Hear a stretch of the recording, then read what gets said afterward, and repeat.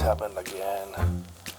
If I hadn't known better, I would have guessed there had been a wholesale at the liquor store down the street, but it was a case. It always was a case. But this was a special case. It had entrenched itself into my very soul, tormenting me. You see, the Rise of Skywalker was the latest case in a string of well-known crimes spanning decades that all formed an intriguing web of money launderings and whodunits that lately had started to even split the public opinion into two equally ridiculous camps.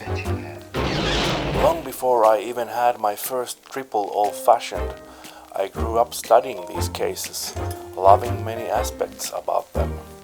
And to properly analyze and solve this case, I actually had to delve deep into my old records down in storage. Curiously, as most of these had happened in sets of 3, the first trilogy, as they call them, from the 70s and the 80s was still the most endearing to me. The original culprit, who on a side note gets a little too much credit for the success of these criminal operations, resurfaced at the turn of the millennium. But unfortunately I have little recollection of those cases, as all of my files regarding them burned in an unfortunate back alley dumpster fire accident.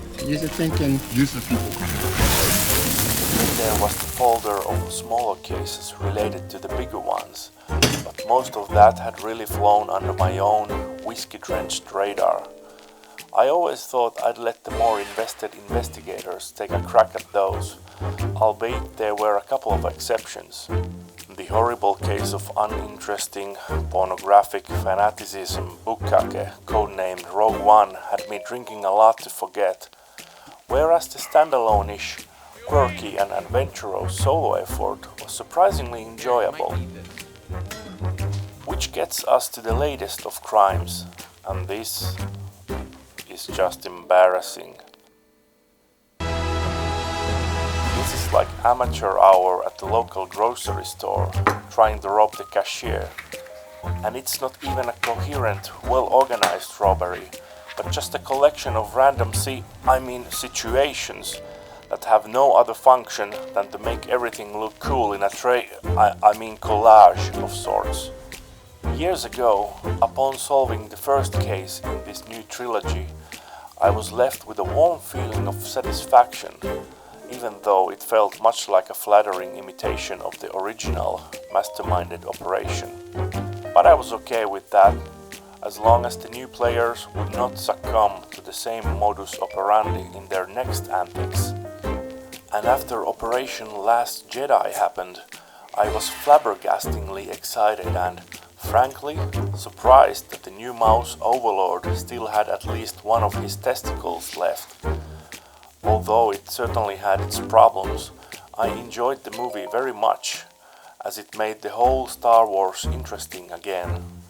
It could branch out and evolve into new, interesting directions, and never mind.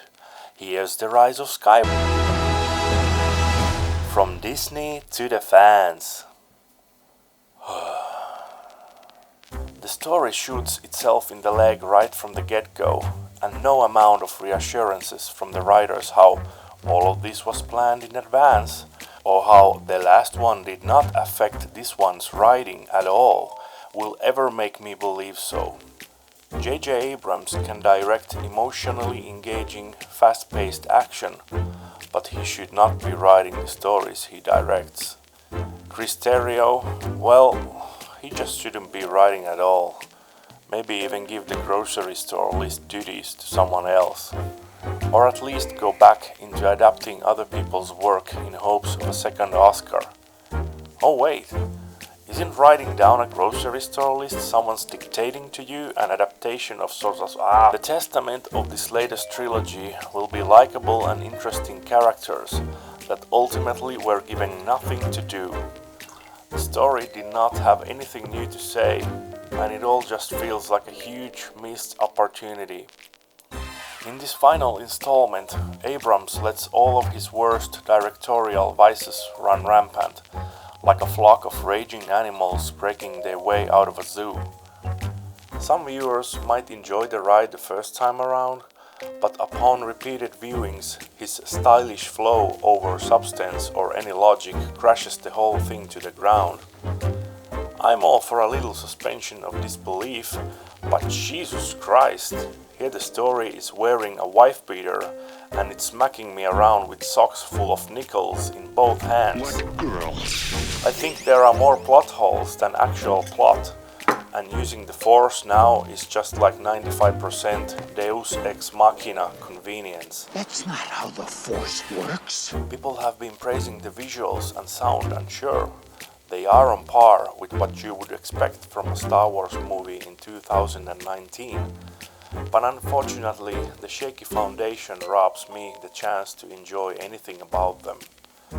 And on a nitpicky side note, I must say I cringed hard in the climax when all the ships arrive to the rescue and the opening theme of this whole phenomenon starts to blare. Ugh.